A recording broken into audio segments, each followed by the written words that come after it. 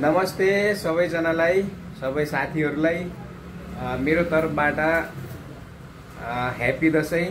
अनि आजको दिन चाहिँ अष्टमी पर्न गएको छ।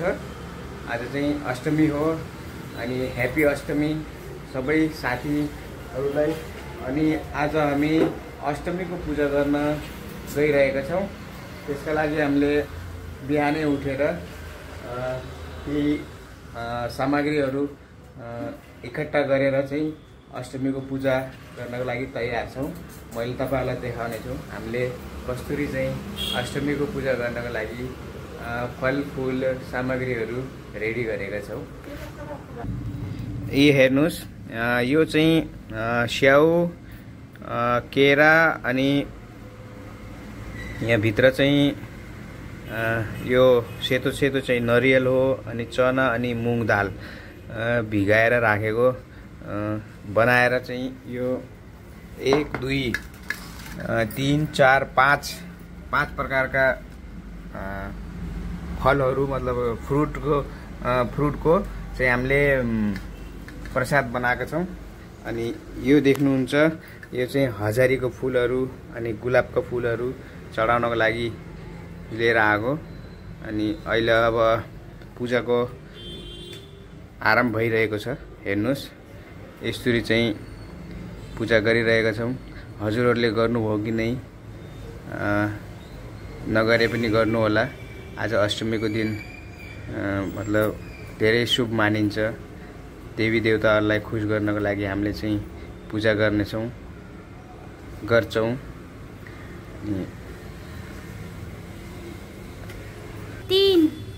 अब म पनि चाहिँ फूल चढाउन गइरहेको छु दुर्गा मातालाई।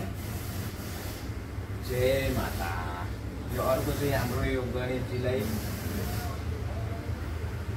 अनि यो चाहिँ हाम्रो दशमा मातालाई। अब यो चाहिँ प्रसाद हो।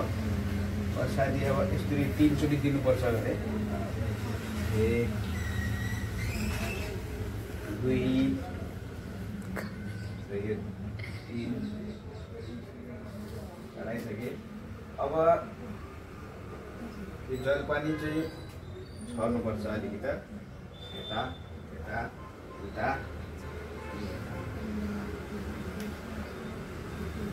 अगरबत्ती जलाउनुपर्छ।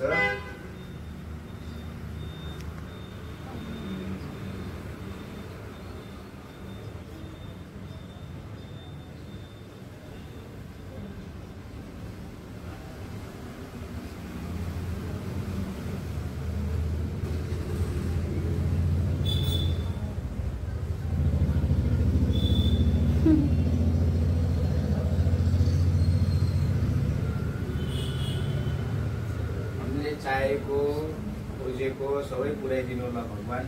घरमा सुख शान्ति बनाइराख्नु होला।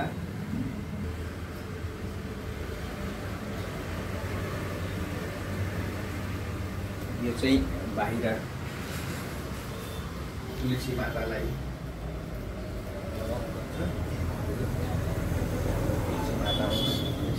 दर्शन गर्नुपर्छ।